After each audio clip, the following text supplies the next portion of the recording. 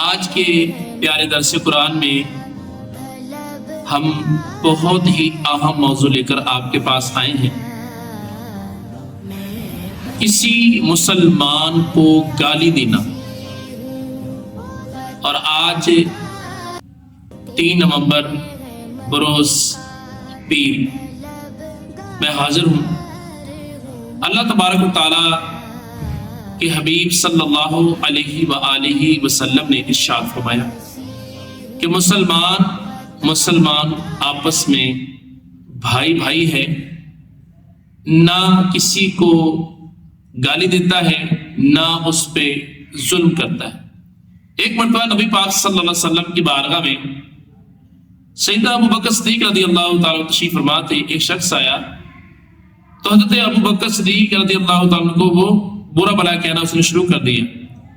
حضرت ابو بکر صدیق رضی اللہ تعالیٰ خاموش رہے، آپ نے کچھ نہیں کہا۔ پھر حضرت ابو بکر صدیق رضی اللہ تعالیٰ بھی بول پڑے۔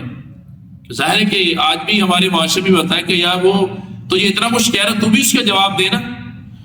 تو بہرحال جب آپ نے جواب دیا تو حضرت محمد مصطفیٰ کریم صلی اللہ علیہ وسلم وہاں سے جانے لگے۔ یا رسول اللہ، جب وہ بولا تو آپ نے کچھ نہیں کہا، اور جب میں بولا تو آپ تشریح لے کے جانے۔ فرمایا کہ جب تو خاموش تھا تو اللہ تعالیٰ کی طرف سے فرشتہ ایک جواب دے رہا تھا، اب شیطان آ گیا تو میں شیطان کے درمیان بیٹھ نہیں سکتا۔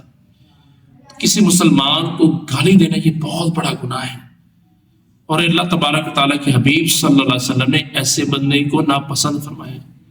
تو آج کے درس قرآن میں میں آپ سب سے عرض کروں گا کہ کسی کو گالی نہ دے۔ میرے حضور صلی اللہ علیہ وسلم نے فرمایا کوئی شخص اپنی ماں کو گالی نہ دے، اپنی بہن کو گالی نہ دے۔ کسی شخص نے کہا یا رسول اللہ صلی اللہ علیہ وسلم، کوئی اپنی ماں اور بہن کو کیسے گالی دے سکتا ہے؟ فرمایا کہ جب تو کسی کی بیٹی کو، کسی کی ماں کو گالی دے گا، ایسا کہ تو نے اپنی ماں اور بہن کو گالی دی۔ ہو سکتا ہے آپ ناراض ہو جائے میری بات سن کے، لیکن یہ حقیقت ہے میرے دوستو۔ اگر میری ماں اور بہن کو کوئی گالی نکالے، کیا مجھے برداشت ہوگا؟ نہیں ہوگا نا۔ اس لیے اگر گالی نکلا ہے تو اللہ تعالیٰ کی بارگاہ میں معافی بھی مانگیں، درود پاک اس کی جگہ پر پڑھ لیں۔ اب ایسا نہ ہو کہ ہم درود پاک بھی پڑھتے رہے، گالی بھی نکالتے رہے، لیکن اللہ تبارک تعالیٰ کی بارگاہ میں یہ دعا تو کر سکتے ہیں کہ اللہ تبارک تعالیٰ اس کی برکت سے ہمیں یہ جو درود پاک پڑھا ہے، اللہ تعالیٰ ہمیں اس گناہ سے محفوظ فرمائے۔